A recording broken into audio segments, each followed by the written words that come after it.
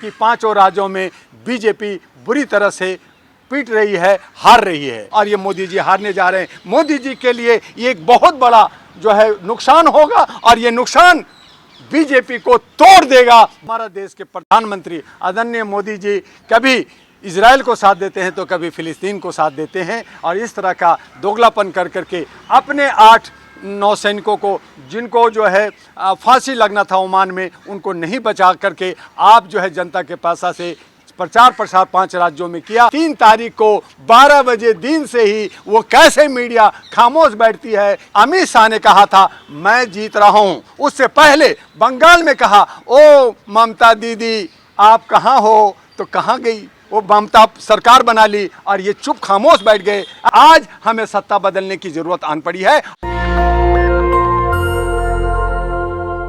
कि आप सबकी रुझान जो है 3 दिसंबर की तरफ है। 3 दिसंबर की तरफ आप भी देख रहे हैं, जबकि 3 दिसंबर से पहले आपको देखना था हमास को, इजराइल को और फिलीपींस को, जहां पे लड़ाइयां और बच्चे मर रहे हैं दवाई के बिना। लेकिन हमारा देश के प्रधानमंत्री आदरणीय मोदी जी कभी इजराइल को साथ देते हैं तो कभी फिलिस्तीन को साथ देते हैं और इस तरह का दोगलापन कर करके अपने 8 नौसैनिकों को जिनको जो है फांसी लगना था ओमान में, उनको नहीं बचा करके आप जो है जनता के पैसा से प्रचार प्रसार 5 राज्यों में किया और 5 राज्यों की जो आप रिजल्ट कर रहे हैं, मोदी है तो मुमकिन है 5 राज्य में जीत रहा हूं, मोदी जीत रहे हैं। लेकिन हकीकत यह है कि 5 राज्यों में बीजेपी बुरी तरह से पीट रही है, हार रही है। वहाँ पे आपको तेलंगाना का स्थिति बनाऊं, क्योंकि मैंने वहाँ पे ग्राउंड रिपोर्ट करके आया हूँ, मेरी भी पार्टी वहाँ खड़ी है, हालांकि मेरी स्थिति ठीक नहीं है, लेकिन वहाँ बीआरएस जो है सरकार बनाने के मूड में है और दूसरी पोजीशन कांग्रेस की होगी। मध्य प्रदेश में कांग्रेस ही जीत रही है, चूँकि जनता का जो रुख है, जनता का जो हवा है, जनता जो है खामोश बैठी है, वो बीजेपी की तरफ दे रही है, चूँकि कांग्रेस को दे रही है, चूँकि बीजेपी को हराना है, जैसे उन्होंने कर्नाटका में किया। आज आपने अगर राजस्थान की बात करें, राजस्थान में बीजेपी जीत सकती थी, लेकिन बीजेपी ने अपने पाँव में कुल्हाड़ी डाला। वहाँ पे फूट है, पार्टियों में फूट है। वहाँ पे जो है गहलोत के बेटा पे जब ईडी का इनकम टैक्स का छापा पड़ा और वहाँ पे जो है जो लोग पार्लियामेंट के अंदर आतंकवादी और कटुआ कहना, उनको जाकर के वहाँ पे प्रभारी बनाया गया, तो उन तमाम जनता समझ रही है और जान रही है और यही वजह है कि राजस्थान भी बीजेपी के हाथ से फिसल रहा है। रहा छत्तीसगढ़, तो छत्तीसगढ़ के अंदर जो आदिवासी हैं, जो पिछड़े लोग हैं, वो लोग भी बीजेपी ने बहुत लुभाया, लेकिन बीजेपी की तरफ ना जा करके वहाँ भी कांग्रेस की स्थिति सही है और कांग्रेस जीत रही है। मिजोरम में ये सारे पार्टियां जो बड़े बड़े दिग्गज पार्टियां थी, वो मिजोरम में गई नहीं, इसलिए वहाँ क्षेत्रीय पार्टी आएगी। तो इस तरह से कमोबेश 5 राज्यों में बीजेपी जो कह रही है कि मैं 5 राज्य जीतने जा रहा हूं, वो 5 राज्य हारने जा रहे हैं। और तो कह रही है, मीडिया भी साथ साथ कह रही है, मीडिया तो कहेगी ना, जर्नलिस्ट महोदय मीडिया कहेगी, चूंकि पेड मीडिया है, वो अंधभक्त मीडिया है, उन्हीं की मीडिया है, करोड़ों का पैकेज खाया है, तो मीडिया उसकी तो गुणगान करेगी। लेकिन देखिएगा कि 3 तारीख को 12 बजे दिन से ही वो कैसे मीडिया खामोश बैठती है, कैसे यहाँ जो है छाया बनता है, जैसे विश्व जो है क्रिकेट खेला गया, जब वहाँ पे जो है वहाँ जो है हवन किया गया और बागेश्वर बाबा ने चिट्ठी निकाला कि हम विश्व जो है क्रिकेट जीत रहे हैं, और मोदी जो आए कि देखो मैं जो है जीतने वाला हूँ मोदी स्टेडियम में। तो क्या हुआ, पहले हम सारे सीरीज जीते, फिर हमने उस दिन पहले शुरू में हम सही चल रहे थे, लेकिन जैसे मोदी जी का आगमन होता है वहाँ चौवा छक्का छूटता है, एक मायूसी छा जाता है, एक पनौती छा जाता है, एक ऐसा रूप बन जाता है कि हमें जो है हार का सामना करना पड़ता है। हमारे नौजवान, हमारे बच्चे जो खुशियां मनाना चाहते थे, उछलना चाहते थे, वो लोग मायूस होकर के जो टिकट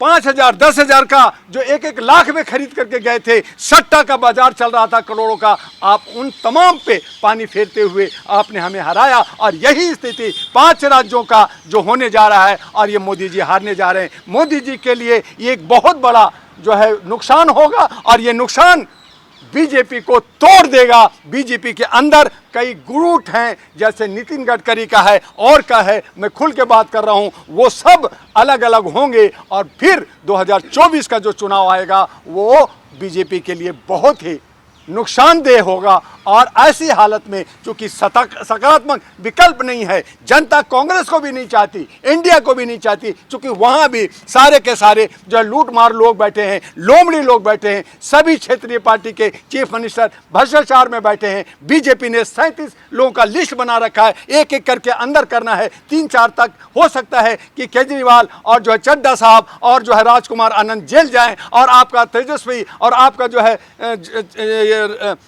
झारखंड का चीफ मिनिस्टर जेल जाएं, कोयला मोइत्रा जेल जाएं। तो ये सब जनवरी फरवरी तक, और इवन ये भी तैयारी हो रही है कि राहुल गांधी को भी फरवरी तक जेल भेज दिया जाए। तो ये सारी जो है बदले की भावना हो रही है। लेकिन कमोबेश ये 5 राज्यों का हार बीजेपी के लिए बहुत बड़ा एक चोट होगा, और 2024 का जो लोकसभा का चुनाव होगा एक अलबेला होगा, एक अनूठा होगा। और उसमें या तो जो ज़्यादा नाम कमाने वाले हैं या राष्ट्रभक्त होंगे वो लोग आएंगे, और नहीं तो डॉक्टर दुआ अहरा नेशनल पार्टी 2009 में बना मानवता के आधार पर सुशासन लाने के लिए। और तब मैंने कहा कि उन पार्टियों को जनता वोट दें जो शपथ भरें सुप्रीम कोर्ट में, जो वादा करते हैं वो लिखित में दें। और हम लोगों ने कहा कि हम वादा करेंगे सुशासन के लिए, रोजगार के लिए, शिक्षा के लिए, स्वास्थ्य के लिए। और इस तरह से हम लोग जो है शपथ के साथ आगे आ रहे हैं, और उम्मीद है कि हम 500 कैंडिडेट खड़ा कर करके सुशासन के लिए आगे बढ़े,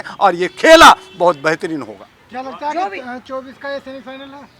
24 का ये सेमीफाइनल है। हालांकि कर्नाटका ही सेमीफाइनल के रूप में देखा जा रहा था। वहां भी अमित शाह ने कहा था मैं जीत रहा हूं। उससे पहले बंगाल में कहा ओ ममता दीदी आप कहाँ हो, तो कहाँ गई? वो ममता सरकार बना ली और ये चुप खामोश बैठ गए। ऐसे कर्नाटका में इन्होंने सारे प्रत्याशी, सारे नेता लोग जेल में पहुंच जाएंगे विपक्ष के, तो मोदी जी तो प्रधानमंत्री फिर से बन ही जाएंगे आराम से। क्या फिर जनता कहाँ गई? 150 करोड़ आएंगे हमारे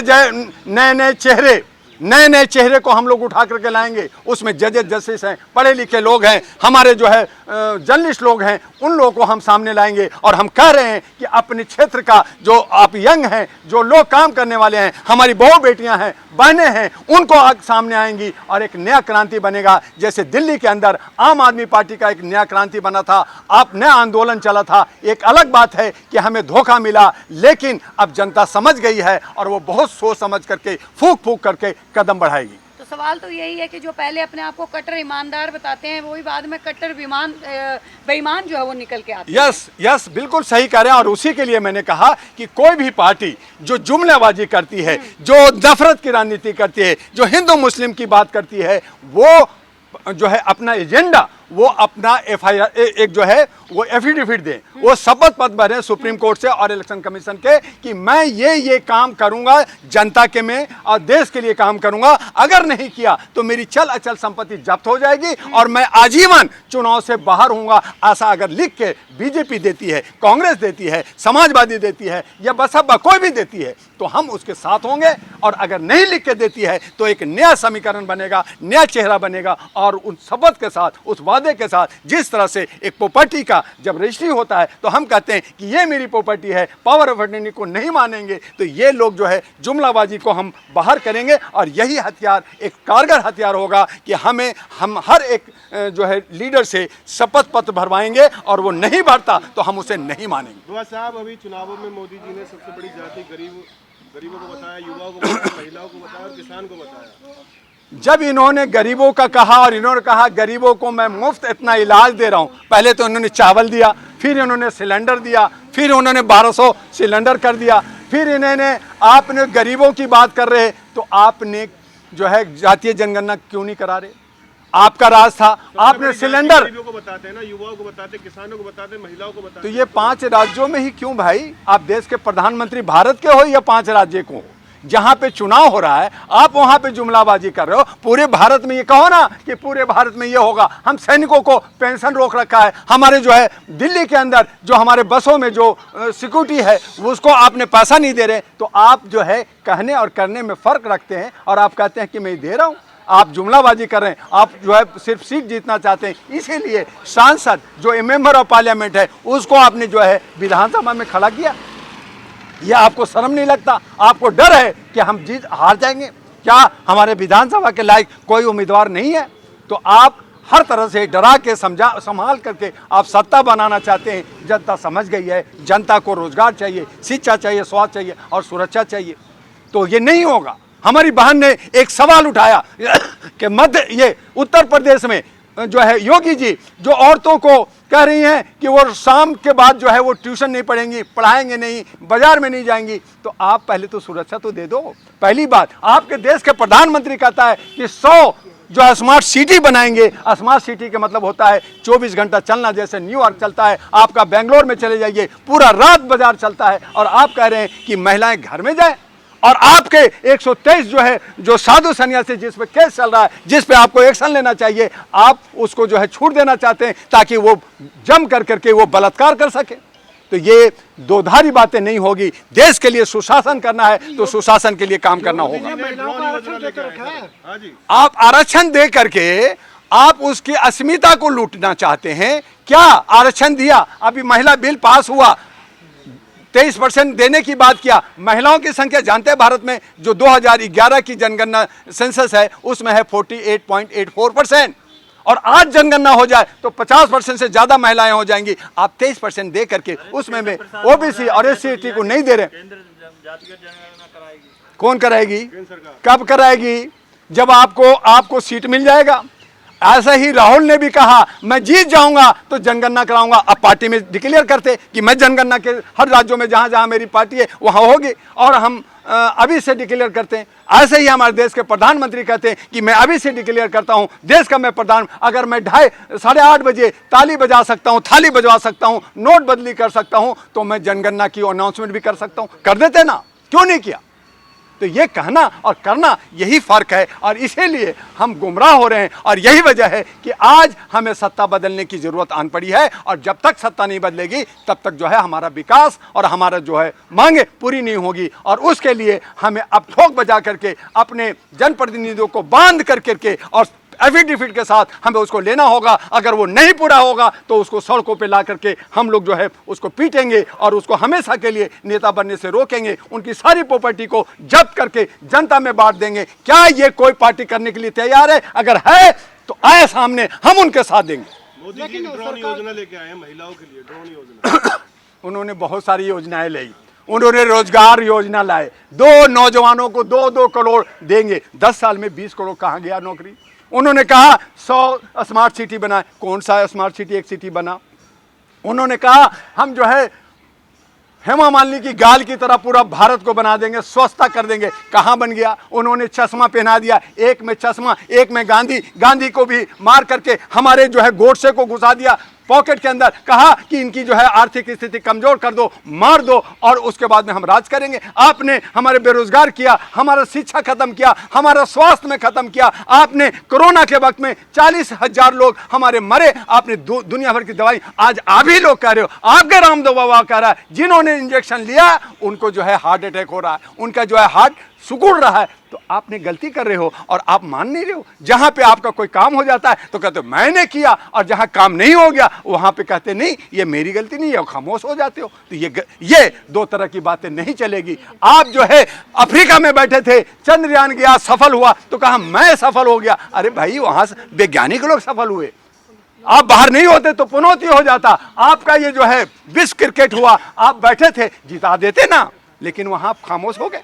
तो इस तरह से जो कहने और करने में फर्क है। इसीलिए मैंने कहा कि जहां एनडीए जो जुमलाबाजी कर रही है वहां इंडिया भी, ये सब के सब जो कुकुरमुत्ते टाइप के लोग हैं ये भी हमारे देश के लूट रहे हैं। आज हमें जरूरत है सकारात्मक विकल्प का, एक नया विकल्प का, एक नया रास्ता का, और उसमें नए नौजवान, नए महिलाएं आए और उनको 50% का हिस्सा मिले। और इस तरह से जो जातीय जनगणना की बात है, हालांकि उसमें कुछ त्रुटियां हैं, लेकिन उसके बावजूद आपने सनातन बनाया, आपने वर्ग बनाया, आपने धर्म बनाया, तो आपको हिस्सा देने में क्या जो है उज्र हो रही है। इसलिए हमें जितना हक बनता है उसे दे दीजिए। अभी हमने 26 नवंबर को संविधान बचाओ, देश बचाओ की बात किया है। संविधान बचेगा कैसे जब आप हमें हक नहीं देंगे? हमें हक चाहिए, समानता का हक चाहिए, बोलने का हक चाहिए। अब आए दिन हमें जंतर मंतर पे खड़ा होने नहीं देते, बोलने नहीं देते, तो हमारी अभिव्यक्ति, ये ज़मीन क्या सरकारी है? ये जनता की है। और जनता जब ज़मीन पे खड़ा होता है तो आप उसे खड़ा होने नहीं देते,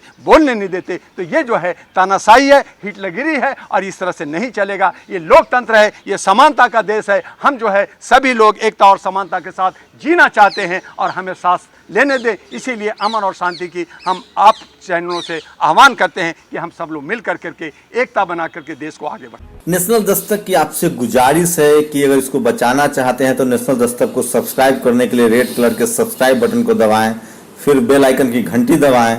नेशनल दस्तक को बचाने के लिए बहुत जरूरी है कि हर खबर को शेयर करें, लाइक करें, कमेंट जरूर करें।